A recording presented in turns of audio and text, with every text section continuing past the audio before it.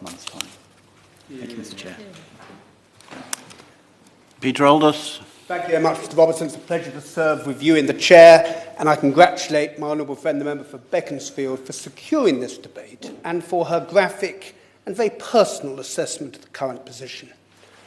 Over the past 2 to 3 months, I've received a great deal of correspondence on this issue, with constituents very upset that they've not been able to secure a face-to-face appointment with their GP. And late last month, I had a virtual meeting with GPs practising across the Waveney area, who themselves are likewise very upset at the abuse which they have been receiving, something which they and their staff should not have to put up with. There is, Mr. Robertson, clearly a major problem, and at a time when the pressures on the NHS are growing at an exponential rate, there is a need to work together to find a solution. In the Norfolk and Waveney Clinical Commissioning Group area, notwithstanding the enormous demand for GP services, the position with regard to the appointments is positive, though it is recognised that there is more that needs to be done. In August 2019, there were 478,160 GP appointments. That was in 2019, and this August, that increased to 482,993. The proportion of patients being seen face-to-face is increasing. This August, it was 69% compared to 67% in July and 66% in June. More patients are being seen face-to-face in Norfolk and Waveney than in other parts of the country. The August figure of 69% compares with the national average of 58%. That said, it is recognised that there are a lot of people very distressed and in many cases very worried that they have not been able to see the GP. The pandemic has meant that there is now an enormous increase in demand for GP services, with people on growing waiting lists needing support, and those who are unable to see their GP during the pandemic wanting an appointment to highlight something that is causing them a lot of worry and distress. This increase in demand for GP services is happening at a time that there are severe capacity constraints on the number of patients that can be seen face-to-face. The current infection, prevention and control measures needed to keep patients and staff safe mean that in-person appointments take much longer. Social distancing means that at the practices with smaller waiting rooms, people have to wait in their cars and staff have to go and get them when it's their appointment. There are also additional cleaning arrangements required between patients.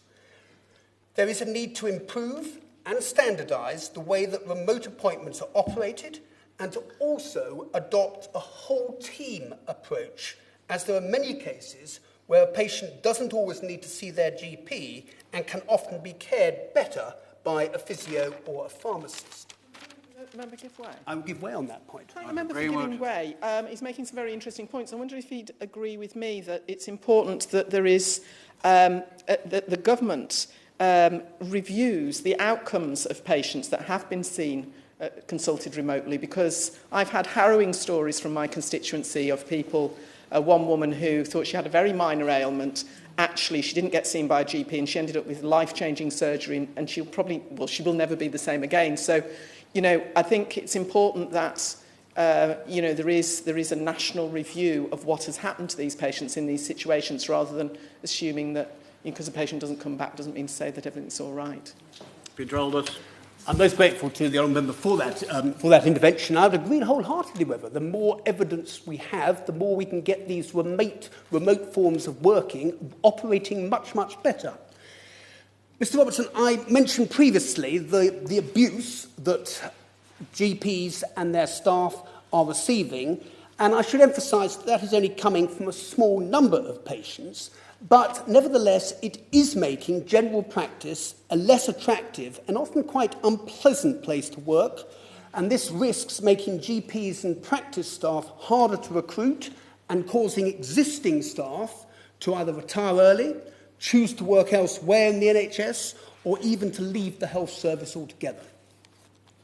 The government's plan for improving access for patients and supporting general practice is largely to be welcomed, but there needs to be an emphasis on collaboration and working right across the NHS, which I think is something that the integrated care systems will hopefully achieve.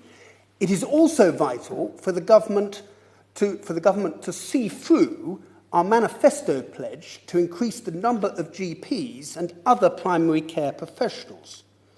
There will be an increased emphasis on information technology, and the necessary investment in that infrastructure must take place right across the country in a way that is easy to operate and, most importantly, straightforward for all patients to access. Thank you. Would the member give...